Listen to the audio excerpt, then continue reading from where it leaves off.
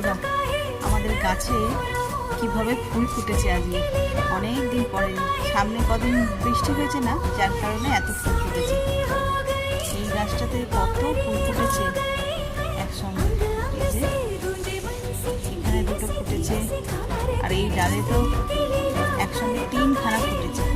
এর আগেও একবার ফুটেছিল একসঙ্গে 4খানা, সেটা তোমাদের সঙ্গে শেয়ার করেছি, আমার শর্ট ভিডিওতেই রয়েছে। দেখো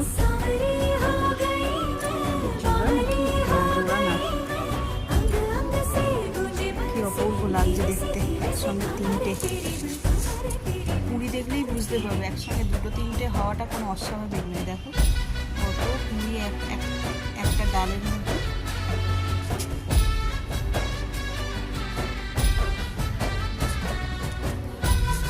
নিচে আড়ালেও একটা হয়ে আছে।